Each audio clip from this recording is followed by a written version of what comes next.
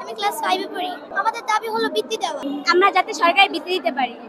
আপনারা সকলে অবগত আছেন যে বর্তমানে 17 জুলাই প্রাথমিক শিক্ষা অধিদপ্তর থেকে একটি সিদ্ধান্ত হয়েছে যে আসলে প্রাথমিক বৃত্তি পরীক্ষায় শুধুমাত্র সরকারি স্কুলের শিক্ষার্থীরাই অংশগ্রহণ করতে পারবে। তাই আজকে সারা ঢাকার মধ্যে বাংলাদেশ কিন্ডারগার্টেন ঐক্য পরিষদের উদ্যোগে আজকে আমরা এখানে মানববন্ধনে এসেছি।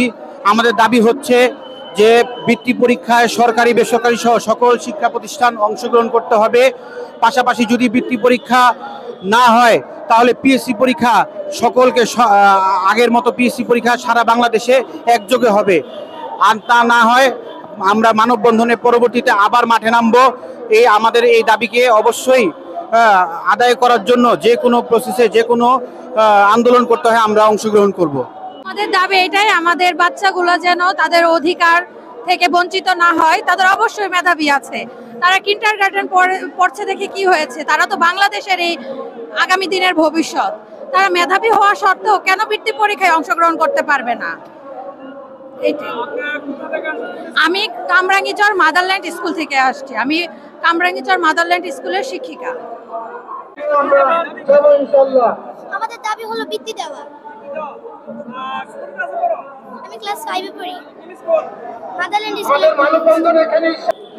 আমার নাম মোহাম্মদ মাহুদ ইসলাম। আমি মাদারল্যান্ড স্কুল এন্ড কলেজ থেকে আসছি। আমি ক্লাস 5 এ পড়ি। আমরা সবাই বৃত্তি দিতে চাই।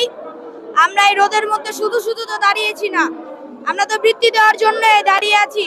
আমরা তো মাঠে নেমেছি শুধু বৃত্তি দেওয়ার জন্য। সরকারের কাছে আবেদন, আমরা যদি বৃত্তি দিতে পারি, আমাদের এটাই আমাদের চাওয়া এবং আবেদন। আমাদের দাবি হচ্ছে আমরা যাতে সরকারি বৃত্তি দিতে পারি। জি। আমি 5 এ পড়ি, ঢাকা মডেল স্কুল। জি। না, আমরা নিজে ইচ্ছাতে আসছি, স্যারদের বলে। জি। আমি কামরাঙ্গীরচর থেকে আসছি। আমি ঢাকা। আমাদের দাবি, আমরা সরকারি 5 এর বৃত্তি পরীক্ষার জন্য দাবি দিচ্ছি।